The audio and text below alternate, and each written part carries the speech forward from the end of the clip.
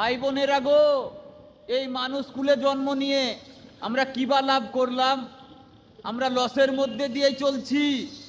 কেননা আমাদেরকে যিনারা জন্ম দিয়েছেন, জন্মধাত্রী, যারা আল্লাহর পরস্থান, আল্লাহ বলছে আমাকে বড় করতে গেলে তুমি তোমার মা বাবাকে আগে বড় করো, আমাকে ভালোবাসতে গেলে তুমি তোমার মা বাবাকেই ভালোবাসো। কিন্তু বন্ধুরা, এই পৃথিবীটা বড় আজব হয়ে গেছে, তার বিপরীত হয়ে গেছে, তার উল্টো।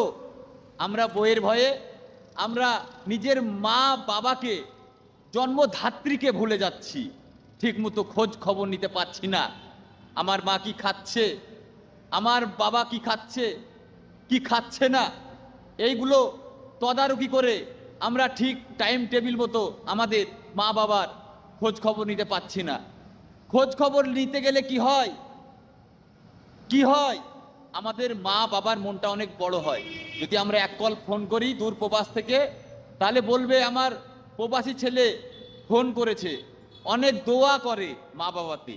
কিন্তু ওই কলটা যদি বইয়ের চোখে পড়ে যায়, বইয়ের কাছে বকা খেতে হয়, গালি খেতে হয়। বউ মনে করে যে আমার স্বামী মানে তার মা বাবাকে লুকিয়ে লুকিয়ে পয়সা দেয়, অমুক করে তমুক করে, আমার নামে চর্চা গিল্লা করে।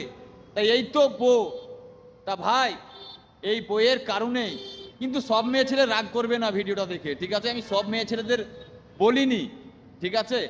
অনেক বোন আছে, অনেক মা মাসি আছে, কিন্তু তারা নিজের মায়ের থেকেও নিজের শাশুড়িকে বেশি ভালোবাসে।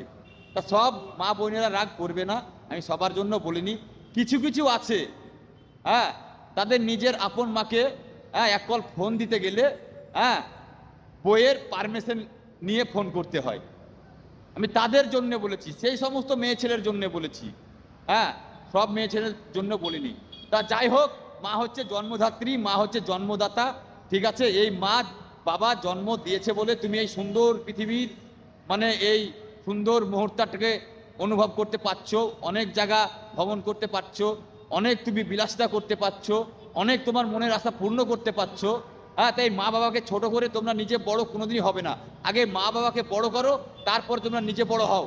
জীবনে মা বাবার দোয়া যদি পাও, জীবনে আরো বড় হবে তোমরা, ঠিক আছে? তা ভালো থাকবে, সুস্থ থাকবে। আর এই ভিডিওটা বন্ধুরা বেশি বেশি করে শেয়ার করে একবারে 4K তুলে দেবে, ঠিক আছে? Viral two viral, viral two viral, একবার ভাইরাল করে দেয়।